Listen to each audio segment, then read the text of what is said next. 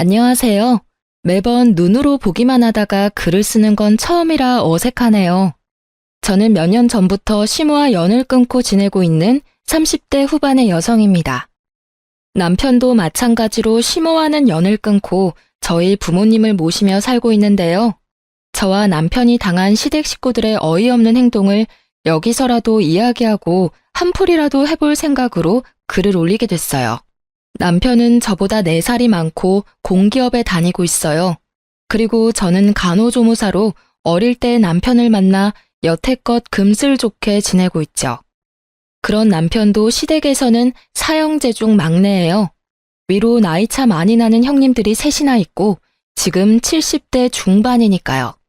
결혼 전에는 남편이 애지중지 오냐오냐 컸다고 생각했는데 막상 시댁에 와보니 정반대였어요. 늦둥이라 가장 사랑받을 법한데도 집에서는 남편만 오면 냉랭한 분위기가 흐르고는 했거든요. 그런 남편이지만 시부에게만은 애정을 듬뿍 받았어요. 시부가 매번 하는 말이 막내가 자기 어렸을 때와 똑 닮았다고 항상 말씀하셨거든요. 아마 그 탓에 남편에게 애정이 더 깊으셨던 것 같아요.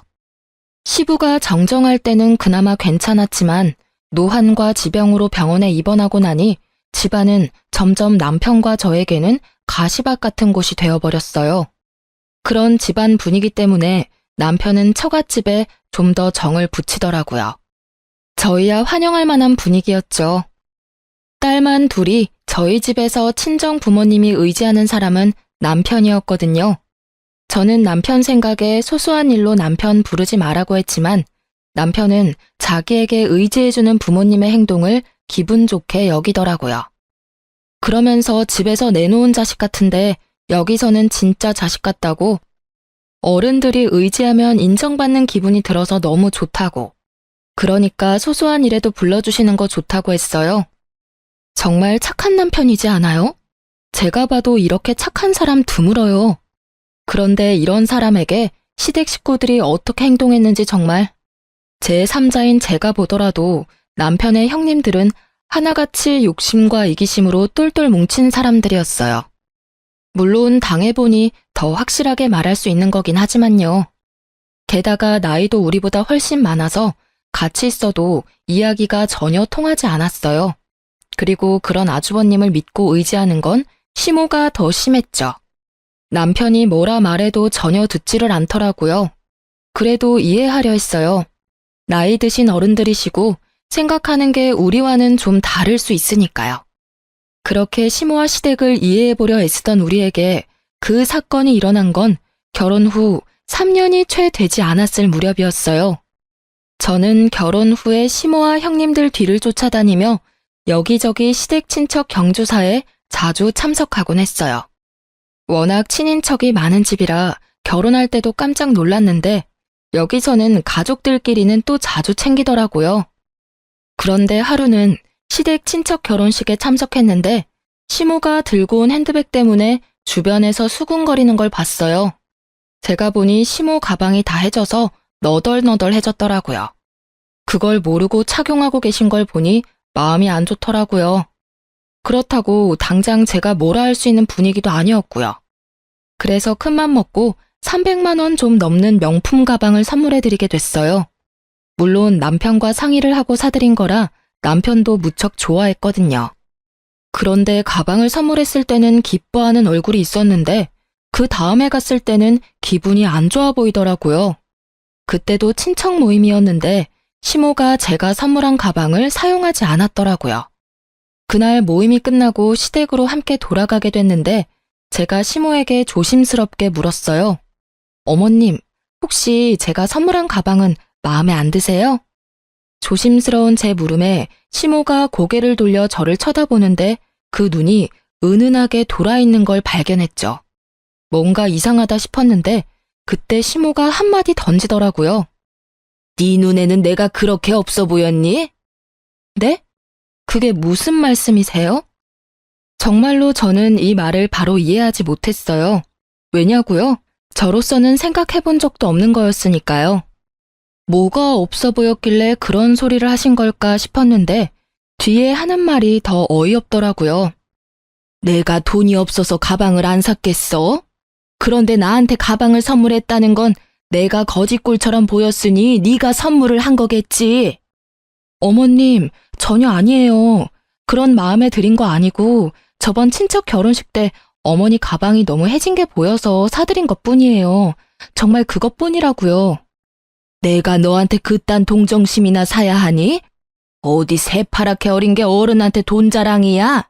가만 두고 보니까 네 시어미가 거지처럼 보이디? 정말 그런 거 아니에요, 어머님.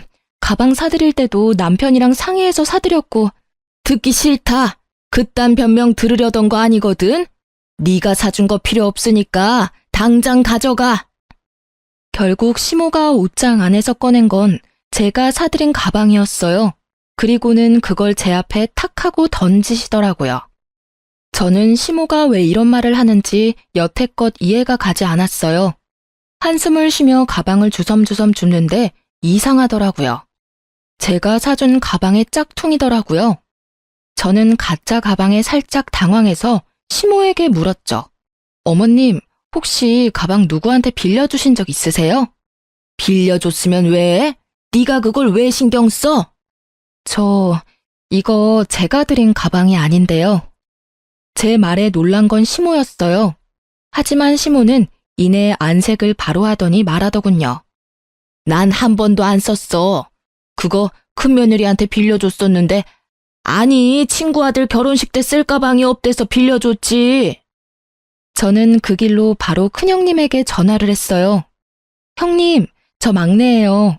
혹시 어머님한테서 가방 빌리신 적 있으세요? 아니, 그런 적 없는데? 죄송하지만 어머님은 형님한테 빌려주셨다던데요. 아하, 그거 빌렸었지. 그런데 왜? 어머님이 그 가방 안 쓰신다고 돌려주셨는데 제가 선물한 가방이 아니라서요. 제 거는 진품이었는데 이건 가품이거든요. 가방이 바뀐 것 같은데 짐작 가는 일 없으세요? 아니, 가만 보자 하니까 사람을 무슨 도둑으로 몰아? 네가 처음부터 가짜 가방 줘놓고는 지금 나한테 뒤집어 씌우는 거야? 이래서 무섭다니까. 어떻게 큰형님한테 그런 소리를 할 수 있어? 버릇이 없어도 정도껏이지. 그런데 큰형님의 목소리에 시모가 도리어 더 표독스러운 표정을 지으며 제게 소리치더라고요. 야, 너 사람을 거지 취급한 것도 모자라서 가짜 가방까지 줬니? 기가 막혀서. 그래, 가짜 줘놓고 생색내니까 기분이 좋았어? 어쩐지 그 가방 들고 다니기 싫다 했더니.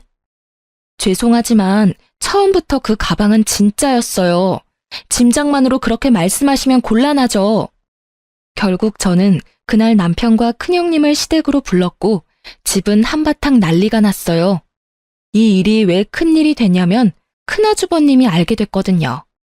결국 아주버님이 집에 오셔서는 쌍심지를 켜고 저에게 삿대질을 하며 욕을 하더라고요. 어디 배운 거 없는 티내면서 윗사람한테 누명을 씌워? 그 가방이 가짜면 네가 가짜를 가져온 거지, 어? 새파랗게 어린 게 두 눈 동그랗게 뜨고 아니라고 거짓말을 해? 사람 그렇게 안 봤는데 참 웃기네. 내가 처음부터 마음에 안 들었어. 그래, 비싼 가방이랍시고 어머님한테 가짜 가방 주면서 생색내려고 했었어. 누구 뭐 돈이 없어서 그런 거 안 하는 거라고 생각해? 꼴 같지도 않게 시어른 거지 취급한 게 누군데? 아주버님들이 다 모이니 아주 파티가 났더라고요. 제 욕하는 파티요. 이 기회다 싶었는지 저한테 어찌나 욕을 하는지. 그리고 가만 듣다 보니 시모에게 거지 취급 어쩌고 말을 린 게 이 아주버님들 같더라고요. 마치 제가 시모 눈에 들어오려고 돈지랄했다는 식으로 몰아가더라고요. 그때 남편이 집에 와서는 제 결백을 증명해줬어요. 진짜 남편 아니었으면 큰일 날 뻔했거든요. 시모의 조카이자 남편의 이종사촌에게 전화를 걸더라고요. 그제서야 저는 처음부터 거기 전화를 했으면 모든 게 해결됐을 거라는 걸 깨달았죠. 나야. 우리 와이프가 사간 그 가방 말이야. 그거 혹시 가짜는 아니었어? 무슨 소리야. 우리 매장에서 직접 산 거고 내가 직접 차까지 몰아줬잖아. 그래, 그랬지. 근데 그 가방이 지금 가짜라고 누가 우기는데 네가 이야기 좀 해줄 수 있어? 뭐? 고모, 제가 그 매장에서 일하잖아요. 그날 포장도 내가 하고 차도 몰아줬어. 중간에 바뀔 틈도 없고 바뀔 수도 없었거든요. 분명히 그거 들고 고모네 집 들어가는 거 확인했으니까 걱정하지 말아요. 글쎄 며느리가 얼마나 마음씨가 고운지 색깔부터 디자인까지 꼼꼼하게 확인하고 사갔다니까요. 그럼 며느리 요새 구하기 힘든 거 아시죠? 농담까지 섞어가며 말하는 남편의 이종사촌은 제가 가방을 산 그 매장에서 일하고 있었거든요. 그녀의 증언에 저는 누명을 벗었고요. 그 말에 형님과 아주버님들은 모두 입을 꾹 다물더라고요. 세상에, 그 시끄럽던 집이 한순간에 조용해졌다니까요. 내가 가만 생각해보니까 그날 바빠서 바로 못 갖다 드렸고 나중에 갖다 드리는 과정에 집에 있는 비슷한 가방이랑 헷갈렸나 봐. 큰형님이 그렇게 인정을 했어요. 그러면 뒤따라오는 당연한 게 있어야 하잖아요. 사과요. 그런데 아무도 저에게 미안하다 말을 안 하더라고요. 웃긴 건 도리어 이 상황에서 저를 더 몰아가더라고요. 에이, 그러게. 왜 집에 그딴 비싼 가방을 사와서 이 분란을 일으켜? 돈지랄을 하고 싶었으면 혼자 조용히 할 것이지. 왜 남의 집에 와서 비싼 물건을 선물해서 이런 일을 만드냐 이 말이야. 그게 말이에요? 아니, 이렇게 여럿이서 어린 제 와이프한테 할 소리 못할 소리 다 해놓고는 어떻게 사과 한마디가 없어요? 너야말로 계집년 치마폭에 폭 쌓여서는 가족이고 뭐고 눈에 뵈는 게 없어? 어디서 형님한테 큰 소리로 소리치고 난리야? 따지고 보면 다 그 가방 탓 아니니? 네 와이프가 그거 집에 들이지만 않았어도 이런 일은 없었을 거 아니야? 어머니! 남편의 절망과 답답함으로 가득한 얼굴을 보니 제가 참을 수 없더라고요. 아니, 무슨 이런 가족이 있어요? 선물을 줘도 날리고 시어머니 선물을 가져다 쓰고는 갑이 가짜를 돌려주지를 않나. 아니, 그게 왜 제 잘못이에요? 잘해줘도 싫으신 거면 이제 앞으로는 관여 안 할게요. 그리고 이게 다 가방 탓이라니. 가방은 제가 가져갈게요. 형님, 어서 진짜 가방 가져오세요. 제 말에 아주버님과 시모는 다시 들끓어 여기 쓰지 못할 욕을 해댔고, 큰형님은 뭐가 그리 당당한지 차에 가서는 곧 제가 시모에게 선물했던 가방을 가져와서 툭 던지더라고요. 남편은 시모에게 더 이상 이 집에 오지 않겠다며 선언하듯 말을 던지고 저와 함께 시댁에서 나왔어요. 결과적으로는 시모와 만나지 않게 되어 도리어 더 편해지긴 했어요. 그런데 그 뒤에 진짜 웃겼거든요. 제가 그 가방을 중고로 팔아서 나온 돈에 제 돈 좀 더 보태서 부모님 크루즈 여행 보내드렸거든요. 그걸 카톡 푸사에서 봤는지 시모가 연락 왔더라고요. 넌 뭔데 우리 아들 돈으로 돈지랄 하냐고요. 그래서 저도 답해드렸어요. 제가 벌어서 쓴 제 돈이고 그 가방 팔아서 모은 돈이라고요. 그랬더니 시모는 별말 없더라고요. 그런데 옆에 셋째 형님이 계셨더라고요. 셋째 형님이 하는 말도 진짜 웃겼죠. 아무리 시댁에 화난다고 해도 명절은 꼭 챙겨야 하는 거 알지? 일할 사람 없으니까 꼭 와서 거들어. 딱 보니 혼자 일해야 할 것 같으니 저한테 시켜 먹으려는 게 눈에 딱 보이더라고요. 죄송하지만 어차피 며느리 취급도 안 해주는 사람들 뿐인데 제가 왜 거길 가야 하죠? 남편도 가지 말자고 이야기 다 됐으니까 알아서 하세요. 저는 명절 때 남편과 함께 시부를 보러 요양원에 갈 예정이었지만 그 사람들에게 말하지는 않았어요. 제 말에 셋째 형님이 화가 많이 나신 것 같았지만 무시하고 전화를 끊었어요. 제가 왜 그 사람들 이야기를 들어주고 있어야 하나요? 제 일도 바쁜데 말이죠. 어쨌든 시모와는 인연을 딱 끊게 됐지만 시부와는 여전히 따로 문병도 가고 연락하며 잘 지내고 있었으니까요. 그걸로 됐다고 생각하고 있었죠. 그런데 그렇게 1, 2년 지났을 무렵이었어요. 시부에게서 연락이 왔더라고요. 아니, 오늘 가족들 모두 모이라고 했는데 너희는 왜 여태껏 안 와? 많이 바쁘냐? 아버님, 죄송한데 저희는 아무 연락도 못 받았어요. 혹시 무슨 일 있으신가요? 뭐? 왜 연락을 못 받아? 내가 분명히 중요한 이야기 있으니 다들 모이라고 분명히 이야기했는데. 아이고, 그래. 연락이 안 갔을 줄은 몰랐네. 혹시 지금 시간이 되면 집에 좀 와보거라. 뭔가 눈치를 채신 듯 화가 난 시부의 음성이 살짝 누그러지더라고요. 저는 남편과 저녁을 빨리 먹고 시댁으로 향했어요. 오랜만에 가는 길이라 기분은 그리 좋지 않았지만 시부가 있었으니까요. 그렇게 시댁에 갔는데 이미 뭔가 한바탕 한 듯 분위기가 좋지 않더라고요. 3명의 아주버님과 3명의 형님들, 그리고 시모가 한꺼번에 저희를 무척 짜증나게 쳐다보더라고요. 어차피 오지 않던 시댁이라 별 상관없는 느낌으로 앉아 있었는데 시부가 갑자기 유산에 대해 이야기를 꺼내더라고요. 내가 나이가 많아. 요새 많이들 산다고는 하지만 그래봐야 10년 살까 말까지. 당장 죽을 정도는 아니지만 재수 없으면 당장 죽을지도 모를 나이고. 시부는 그렇게 자기가 가지고 있던 재산에 관한 서류를 들고 왔더라고요. 이 재산을 어떻게 나눌지 너희들하고 이야기하려고 불렀다. 시부의 말에 둘째 아주버님이 말하더라고요. 아버지, 유산 배분의 막내는 빼야 하지 않겠어요? 아니, 아무리 생각해도 시댁을 개떡같이 알잖아요. 명절에 코빼기도 안 보이고 이 집에서 비싼 가방으로 분란만 일으켰는데 게다가 시어머니 모실 생각도 안 하는데 왜 유산을 나눠요? 그 이야기를 듣고 있는 남편의 표정이 점점 벌겋게 달아오르더라고요. 열이 받을 대로 받아서는 부글부글 끓고 있는 게 제 눈에는 훤하게 배더라고요. 남편은 이제까지 차별받았는데 마지막까지 차별받게 됐다는 생각에 완전 분노 폭발 직전이었어요. 저는 남편의 팔꿈치를 끌어당기며 진정시켰어요. 이야기나 들어보자고요. 그런데 점점 들을수록 저도 기가 막히더라고요. 맞는 말이에요, 아버지. 도대체 왜 여기 왔는지 이해가 안 가요. 제정신이 있으면 이런 자리에는 알아서 빠져야 하는 거 아니야? 어디서 뻔뻔하게 재산 탐내러 여기 와 있는 거야? 그렇게 삼형제가 나란히 저희 부부를 욕하는 와중에 시모는 우리 부부 것만 쏙 빼고 음료와 간식을 내왔더라고요. 아예 없는 사람 취급하겠다 이거죠. 결국 첫째 형님이 쐐기를 박더라고요.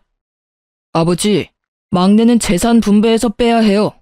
쟤네도 재산 준다 하시면 저희는 앞으로 제사 못 지내요. 저런 하이에나 같은 것들한테 줄 돈이 어디 있다고 매번 막내를 부르시는 거예요. 결국 이 대목에서 화가 난 건 남편이 아닌 저였어요. 아니, 재산 탐내는 하이에나가 누군데 우리더러 뭐라는 거예요? 우리는 여기 아버님한테 연락받고 왔고 이런 이야기 나올 줄 생각도 못했거든요. 세상에, 하이에나? 그러는 당신들이 하이에나지. 아버님 입원해 계시는 동안 제대로 와보지도 않았으면서 뭐 그렇게 효심 깊은 아들 흉내내고 있으세요? 여보, 진정해. 형님, 제가 아무것도 모른다고 생각하시나 본데 저도 이제 알 거 다 알아요. 어차피 어머니가 저 빼고 나머지 형님들한테 어머님 가지고 계시던 재산 다 나눠준 거 아니까요. 그렇다고 제가 이제껏 그에 대해 말한 적 한 번이나 있긴 해요? 그 말을 듣고 새 형님의 얼굴은 썩은 동태가 됐고 시부는 그 말에 노발대발하셨어요. 아니, 그 재산을 왜 멋대로 애들한테 물려줬어? 당신 미쳤어? 그 재산이 당신 것도 아니고 내가 맡긴 거 아니야? 아니, 그럼 어떡해요. 애들이 다 힘들다고 난린데. 결국은 애들한테 물려줬어야 할 돈들인데 아까워요? 아까운 게 아니라 그 과정에서 또 막내만 빠졌으니 하는 소리 아니야? 도대체 이 세 놈들한테 왜 나눠준 거야? 다 이유가 있어서 준 거예요. 첫째가 사업이 실패해서 빚이 좀 생겨서 어쩔 수 없이 줬고, 둘째는 주식 때문에 문제가 생겨서 줬죠. 그리고 셋째는 아시다시피 애가 약해서 얼마 전에 입원까지 하는 바람에 수입이 영 없었으니까. 우리가 아는 바에 의하면 저 말들은 다 거짓말이었거든요. 형님의 사업은 적자를 달리고 있긴 하지만 여전히 잘 돌아가고 있었고, 둘째 형님은 주식이 아니라 비트코인을 하느라 빚을 지기는 했지만 시모가 준 돈으로 또 비트코인을 해서 그 돈마저 다 말아먹었거든요. 그리고 셋째 형님은 아픈 데가 없어요. 싹 다 거짓말이었던 거죠. 솔직히 연락하며 지내지는 않아도 형제간이니 이래저래 소문들이 흘러들어올 수밖에 없거든요. 저는 어이가 없고 남편은 여전히 분노에 차 있더라고요. 어머니한테 저는 이제 더 이상 자식이 아닌 듯하니 이젠 절대로 어머니와 형님께 관여하지 않겠습니다. 아버지, 죄송해요. 그래도 아버지께는 잘할게요. 저거 봐라. 아버지 재산 탐나서 아부나 떠는 꼴 봐. 네가 그래봐야 아버지 재산 한 푼이라도 받을 수 있을 것 같아? 우리가 못 받게 할 거야. 마누라랑 수준이 똑같지? 마누라는 명품 가방으로 시어머니 환심이나 사려 하질 않나? 지는 아버지한테 아부나 떨면서 콩고물 떨어지길 기다리질 않나? 조용히 안 해? 이것들이 한 번만 더 형제끼리 싸우면 당장 첫째 너부터 재산 분배해서 빼버릴 거니까! 결국 꽥소리를 지른 시부의 말에 형제들이 조용해졌죠. 시부도 저도 이 분위기를 보고 기가 막힌 표정만 지었어요. 아버지, 그 부분은 아버지가 알아서 하세요. 저희는 더 이상 이 집안에 관여 안 하고 싶어요. 그리고 어머니, 항상 그랬듯이 쭉 저희는 없는 사람이라고 생각하세요. 그렇게 사시는 게 어머니한테도 저한테도 맞는 것 같으니까요. 그래, 그런다고 내가 후회할 줄이나 알았어? 네가 그렇게 해준다니 내가 다 속이 시원하다. 널 아들이라 생각한 적 없으니까. 결국 남편은 시모와의 관계를 끊겠다고 말하고 집에 돌아왔어요. 자식을 저렇게 모질게 대하는 엄마를 처음 봐서 그런지 저는 집에 돌아온 뒤에도 이해가 안 가더라고요. 그런 제 속이 이렇게 답답한데 남편은 어련했겠어요? 그냥 있는 게 제일 좋은 방법 같아서 저희는 더 이상 그 집에 연연하지 않기로 했죠. 그 뒤로 한 1년은 시모에게 연락 한 번 없더라고요.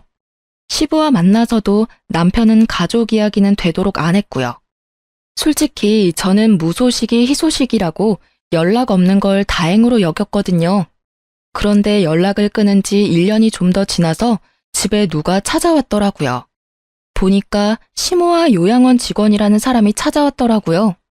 시모는 우리 쪽은 쳐다도 보지 않고 여전히 없는 사람 취급이었고요. 시모와 함께 온 사람은 시모의 상황이 힘들게 됐다며 저와 남편에게 먼저 말을 꺼내더라고요. 처음에 전화를 하려고 했는데 시모가 아들 집을 안다며 그 사람을 데리고 우리 집까지 찾아온 거였어요. 사실은 어르신이 손목이 부러져서 저희 병원에 입원을 하셨거든요.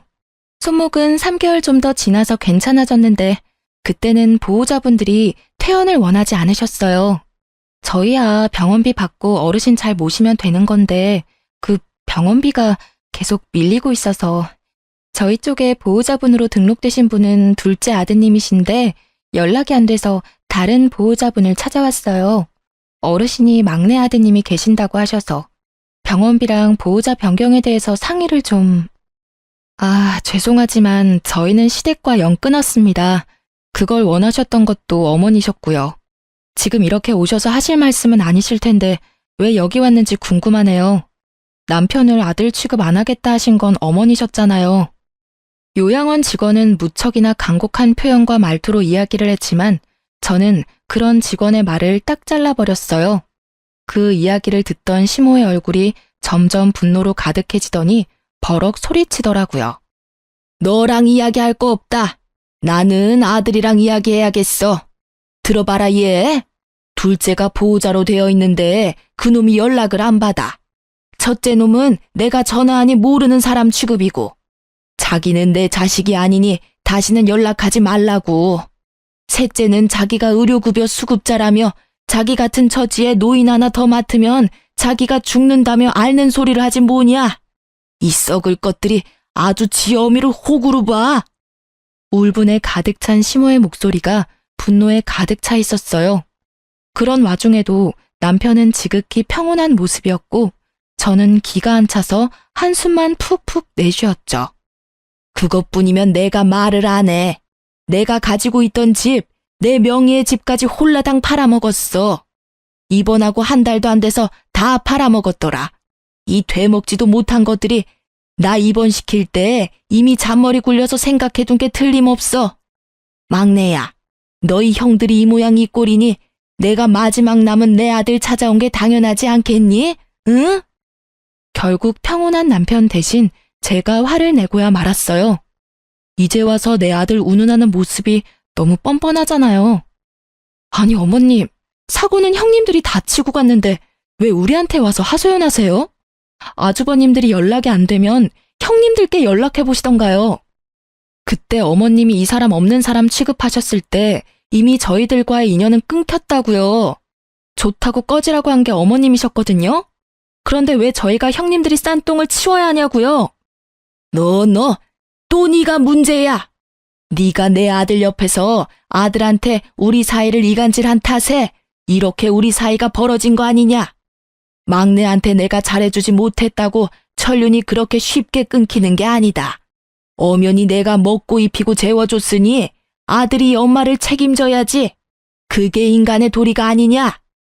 인간의 도리를 운운하면서 그 아들을 차별하고 내친 건 기억도 안 나는가 보더라고요. 언제부터 아들 취급했다고 이런 식으로 막무가내로 구는지. 이렇게 밀어붙이니 막을 방도가 없더라고요. 그 나쁜 놈의 새끼들은 인간 새끼들도 아니야. 내 재산 다 빼내갈 때는 간이며 쓸개며 다 빼줄 것처럼 굴더니 이제는 아예 생판 모르는 남 취급이야. 이제 더 이상 이 늙은 몸에서 빼갈 것 없으니 아예 정신 나간 치매 환자 취급이나 하고 나쁜 것들. 내가 그 돈을 지들한테 왜 줬는데? 진정하세요, 어머니. 일단은 제가 밀린 병원비는 내드릴게요. 그런데 저는 어머니 보호자는 못합니다. 지금 저희도 장인 장모님 모시고 있어서 어머니까지는 못 모셔요. 그러니까 형님들 중에 누구 하나한테 연락해서. 장인 장모는 모시면서 나를 못 모신다고? 그게 무슨 말이냐? 네가 내 아들인데 왜 네가 나를 안 모시고 저쪽 집안 사람들을 모시는 거야? 왜 네가 남의 부모를 모셔? 이 나쁜 년. 네가 내 아들 꼬셔서 너희 부모 모시도록 만든 거지? 이 여우 같은 년이 처음부터 내가 알아봤어. 제가 그런 짓을 왜 하겠어요? 어머님이 이런 상황을 만들었다는 걸 정말 모르시겠어요? 본인이 자초해놓고 이제 와서 저한테 책임 전가하시는 거잖아요. 우리가 왜 어머님하고 연 끊었는지 이제는 기억도 안 나시나 보네? 어머님이 얼씨구 좋다구나 하며 우리 내칠 때는 이런 미래를 생각도 안 하셨나 봐요. 이런 망할 년을 봤나? 네가 뭐라 해도 내 아들은 법적으로 내 자식이야. 그러니까 나를 부양해야 되는 것도 법적으로 정해져 있는 거지. 난 당연한 걸 요구하는 것뿐이라고. 그만 좀 하세요, 어머니. 어머니 재산을 형님들께 물려준 것도 서운하긴 했지만 그건 어머니 재산이니 제가 왈가왈부할 게 아니라는 걸 잘 알고 있어요. 그렇지만 제가 살면서 차별받은 건 절대로 못 잊어요. 사랑도 못 받고 컸는데다가 영까지 끊자고 합의 다 본 마당에 이제 와서 부양하라고 해도 저는 못합니다. 저는요, 어머니를 엄마라고 생각해 본 적 한 번도 없어요. 없는 자식 취급할 때는 이런 일 생각도 못 하셨겠죠. 어차피 저한테 주신 게 아무것도 없으니 많이 공들인 형님들한테나 가서 부양 이야기 꺼내세요. 저는 어머니하고 더 이상 엮일 생각 없으니까요. 너 이 은혜도 모르는 놈, 내가 키워준 은혜도 모르고 이제 와서 뒤통수를 때려? 은혜를 원수로 갚은 건 제가 아니라 형님들이죠. 형님들한테 재산 퍼주면서 부양하라고 이야기하셨을 거 아니에요. 그런데도 약속을 안 지킨 건 형님들이지 제가 아니라고요. 그리고 키워주셨다고 하는데 저를 키운 건 아버지였어요. 어머니는 매번 무슨 일이든 저를 빼놓고 형님들만 데리고 가고 형님들에게만 사주시고 형님들에게만 말 걸어주셨잖아요. 제가 어머니를 안 모시는 게 아니라 어머니가 저를 아들 취급 안 해서 부양 안 하는 거예요. 그리고 이쪽 처갓집 식구들은 저를 한 사람의 인간으로 자식으로 인정해주고 있기 때문에 제가 제 의지로 모시고 있는 겁니다. 한 번만 더 와이프한테 그런 식으로 말씀하시면 저도 용서 안 할 거예요. 밀린 병원비 내드리는 걸로 완전히 끝이라고 생각해 주세요. 아이고, 내가 잘못 살았네. 잘못 살았어. 자식을 넷이나 키우고도 이런 취급을 받으니 내가 한참을 잘못 살았어. 지들은 다 혼자서 큰 줄 알지. 내가 그 마음고생을 하면서 집에 있게 해줬더니 이렇게 사람 뒤통수를 치고. 오냐, 너 같은 아들 나도 필요 없어. 내가 여기로 오겠다고 생각한 자체가 미친 짓이었지. 그래, 너 혼자서 아주 잘 살아봐라. 그렇게 화를 버럭 낸 시모가 씩씩거리며 밖으로 나갔어요. 그 연세에 참으로 정정한 그 모습에 함께 온 직원이 당황한 표정으로 따라 나가더라고요. 결국 남편은 직원에게 밀린 병원비는 대신 내주겠다며 계좌와 금액을 받았어요. 대신 앞으로 이쪽으로 찾아오지 말라고 신신당부했어요. 둘째 형님에게 연락해 놓을 테니 그쪽으로 연락하라고 말이죠. 남편은 밖에서 기다리던 시모에게 자기가 마지막으로 해드릴 수 있는 거니 앞으로도 지금처럼 연락 말고 지내자고 당부를 했어요. 그리고 시모가 보는 앞에서 둘째 형님께 전화해서 말하더라고요. 어머니 밀린 병원비 내가 냈는데 앞으로 나는 시모 신경 안 쓸 거다. 호적에서 파든 말든 마음대로 하고 재산은 전부 형님들이 가져갔으니 알아서 어머니 모시고 만약 또 자기한테 어머니가 오시면 아버지에게 전화해서 아버지가 가진 재산까지 형님들 못 가져가게 막겠다고 말이죠. 그랬더니 형님들이 난리가 나서 네가 무슨 권리로 그러냐며 난리치더라고요. 남편이 다 무시하고 전화를 끊자 시모에게 바로 둘째 형님이 전화가 왔더라고요. 왜 거기가 있냐고, 요양원에 있으면 자기들이 다 알아서 하는데 왜 일을 이렇게 만드냐며 시모를 아예 쪼아버리더라고요. 그런데 시모도 가만히 있지는 않더라고요. 너희가 다 연락을 씹으니 자기가 여기까지 와서 이 수모를 당한다며 네가 어떻게 그럴 수 있냐며 눈물 한 바가지 흘려주시고요. 저는 시모의 모습을 보면서 자기 무덤 자기가 판다는 속담이 머릿속에서 떠나질 않더라고요. 그러게 처음부터 남편에게 잘해줬으면 이 착한 남자가 효도하면서 어머니 모시고 잘 살았을 텐데 말이죠. 이제 와서 아들이라며 되돌리려 해도 이미 상처받고 틀어진 관계가 회복되기는 어렵잖아요. 결국 그 뒤로 또 시모와의 연락은 끊겼어요. 다행히 병원비도 잘 내는지 어쩌는지 저희한테도 연락이 없고요. 시부와는 자주 왕래하는 저희가 뜻밖의 사실을 접한 건 어머님 일로부터 한 달쯤 지나서였어요. 그때도 아버님이 그 사실을 알았던 건지 저와 남편을 부르더라고요. 시부는 시모에게 재산을 하나도 받지 못한 남편에게 자신이 가지고 있던 아파트를 하나 남겨주셨어요. 아버님이 직접 아파트 명의를 저희 앞으로 변경해 주셨죠. 그러면서 시부가 말씀하시더라고요. 너희 엄마 너무 미워하지 마라. 다 내 탓이야. 내가 밖에서 자식을 낳아오는 바람에 네 엄마가 비뚤어진 거니 내 탓이지. 아들이 셋이나 있으니 너한테 그리 큰 의미를 두지 않을 거라고 생각했다. 그런데 이렇게 미워할 줄은 몰랐어. 갓난쟁이 때부터 기르면 기른 정이라도 생길 줄 알았는데 그게 아니었나 보다. 내 무덤까지 갖고 가려다가 그냥 가면 네가 평생 엄마에게 사랑받지 못한 사람이라는 생각을 안고 있을까봐 내 말하는 거야. 그러니 너무 미워하지 마라. 그제야 모든 게 이해가 가더라고요. 남편이 이복자식이었는데다가 바람을 피운 시부와 똑같이 생겼으니 시모가 더 싫어했던 거예요. 남편은 그제서야 마음이 좀 편해졌더라고요. 그런데 제 생각과는 다르게 자기가 미움을 받는 이유를 알게 돼서 마음이 편해진 게 아니라 시모와 진짜로 피가 통하는 사이가 아니라는 걸 알게 돼서 개운해진 거라고 하더라고요. 딴에는 천륜이니 그런 걸 엄청 신경 쓰고 있었던 모양이에요. 그렇게 저희의 마음이 안정을 찾아갈 무렵 저희는 생각지도 못한 곳에서 시모와 재회하게 됐어요. 바로 남편의 사촌네 결혼식에서요. 저희는 결혼식에 간 건 아니었어요. 사실은 친정 부모님 모시고 웨딩홀 근처에 식사하러 나온 김에 호텔 근처 야외 커피숍에서 커피 좀 마시고 있었는데요. 하필 호텔에서 우연찮게 고모님을 만나게 됐거든요. 그때 고모님과 함께 있던 게 시모였어요. 시모는 아무도 신경 써주지 않은 티가 나는 그런 모습으로 결혼식에 와 있더라고요. 고모는 남편에게 무척 잘해주셔서 남편에게 이왕 만난 거 식장이라도 왔다 가라고 권유했고 남편은 식사는 안 하더라도 축의금은 주고 오자며 홀 안으로 들어갔죠. 솔직히 그때 친정 부모님이 같이 계셔서 남편도 약간 당황한 것 같더라고요. 저희가 시모와 연을 끊었다고 고모님 같은 다른 친척분들과 연을 끊은 건 아니잖아요. 그래서 친정 부모님에게 먼저 양해를 구하고 같이 웨딩홀로 향했죠. 그리고 그 안에 있던 시모와 맞닥뜨린 거예요. 안녕하세요. 잘 지내셨죠? 형님들이 잘 모시고 있으신가 봐요. 시모는 저의 인사에도 제 말을 무시하고는 쳐다보지도 않더라고요. 뭐 당연히 그렇게 나오겠다 싶어서 저도 더 이상 신경 안 썼어요.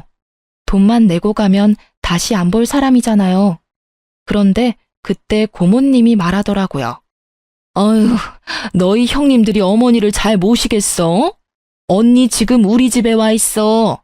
오빠가 부탁해서 우리 집에서 같이 있는데 이 망할 놈의 자식들이 아주 연락도 없고 이번에 결혼식장 온다던데 내 한마디 해주려고.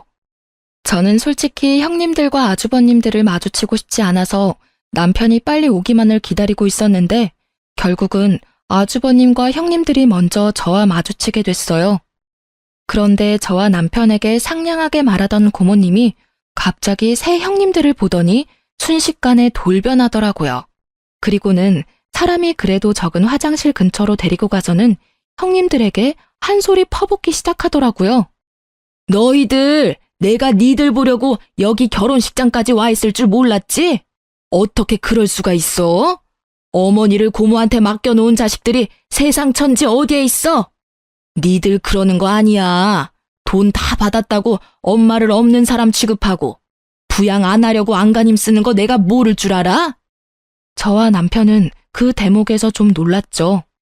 저번에 남편이 시부말을 꺼내고서는 좀 잠잠해지나 했는데 그게 아니었더라고요. 돈만 내고 여전히 요양원에 모시고 있었던 것 같더라고요. 면회도 안 가고 사람을 계속 그렇게 가둬놓으니 결국 시모가 시부에게 연락을 했고 시부는 고모에게 연락해서 시모를 좀 봐주라고 한 것 같았어요. 참으로 대단한 형제들이다 싶었어요. 이렇게 고모의 한마디에 형님들과 아주머님들은 모두 시모를 외면하며 모르는 일인 척하고 있더라고요.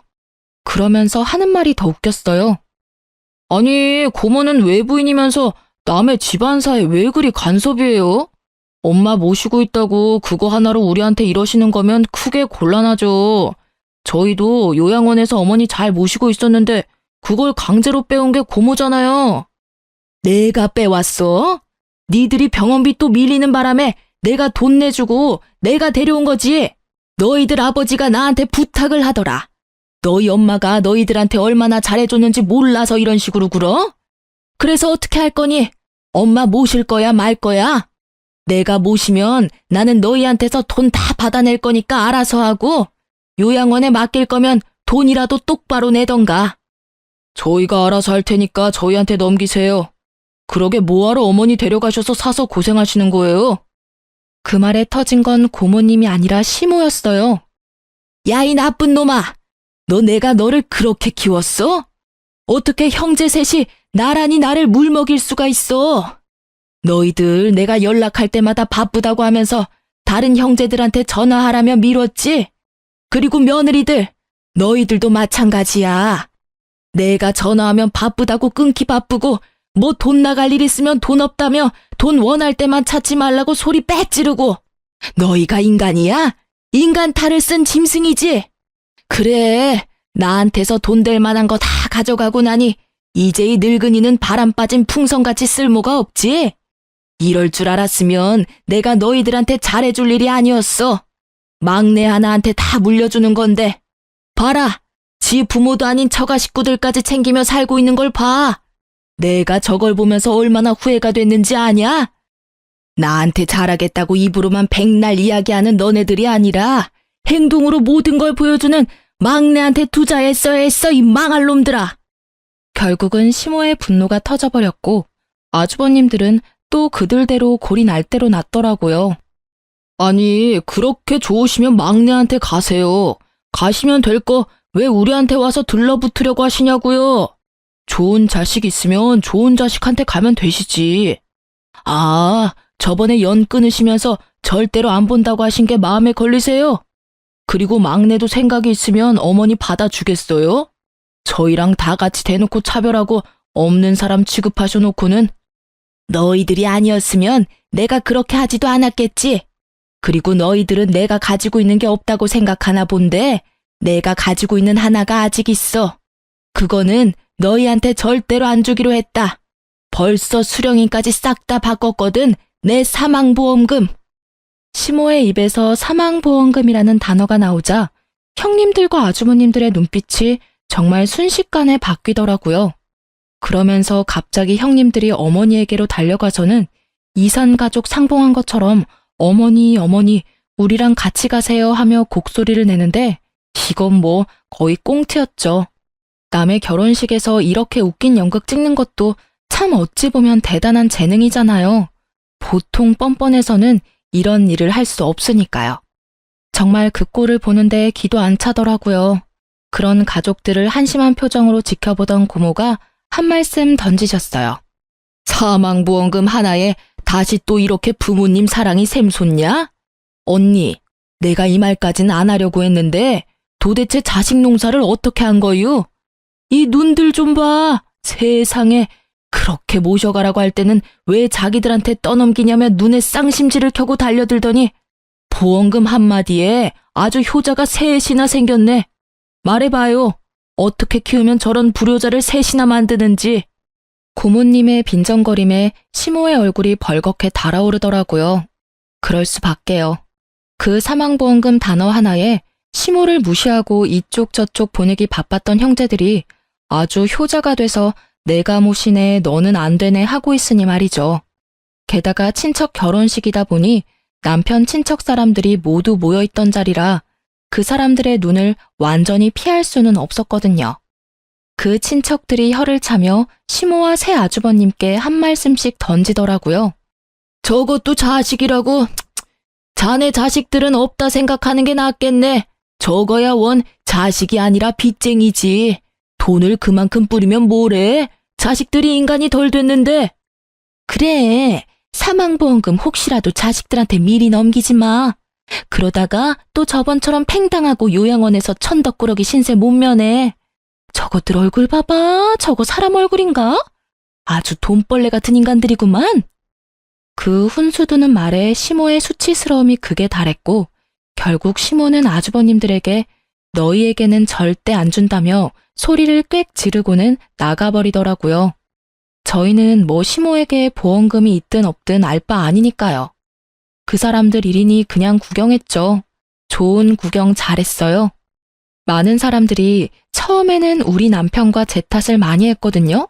그런데 이렇게 많은 친인척들 앞에서 우리가 잘못된 게 아니라는 걸 아주버님과 형님들이 몸소 알려주셔서 저희는 나쁜 사람에서 벗어났거든요. 그 뒤로 고모님과 연락이 돼서 소식을 들었는데 참으로 딱하고 웃기더라고요. 새 형님들이 눈에 불을 켜고 시모를 쫓아다닌대요. 셋이서 피 터지게 싸우는데 유산 나눠 가를 때보다 더하다고 해요. 시모는 그런 자식들의 모습에도 도리어 화가 더 난다고 하시더래요. 그럴 수밖에 없죠. 이제껏 무시하다 사망보험금 때문에 자기한테 잘해주다니.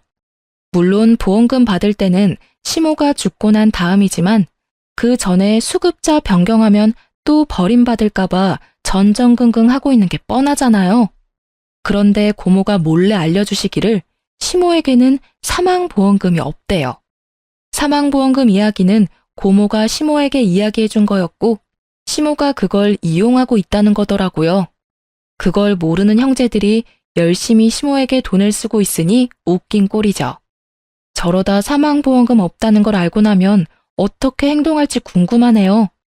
그러게 착한 막내 아들에게 잘 좀 해줬으면 평생 잘 모시고 살았을 일을. 본인 고생길을 본인이 알아서 가고 있는 게 참 딱하다며 고모님이 한탄하는 소리가 마음에 와닿더라고요. 저희 부부는 그런 싸움들에서 벗어나 친정 부모님들과 함께 여행도 다니며 진짜 가족다운 즐거움을 느끼고 살고 있어요. 시모와 아주버님들을 만나지 않으니 세상이 평화로워요. 남편은 결혼식에서 시모와 형님의 모습을 보고 하나도 변하지 않은 그들의 태도에 마음을 많이 놓았다고 해요. 그리고 저도 솔직히 그분들 덕택에 남편이 우리 부모님에게 많이 의지하고 또 의지되어줘서 고마운 상황이고요. 좋은 자식 내치고 하나같이 욕심 많고 이기심으로 똘똘 뭉친 자식들만 남긴 시모가 참으로 딱하지만 한편으로는 그런 행동이 저희 집에는 도움이 되어 다행이라는 생각도 듭니다. 제 사연이 생각보다 길었네요. 쓰다 보니 쌓인 것들을 풀어내느라 말이 길어진 것 같아요. 긴 글 읽어주셔서 고맙습니다.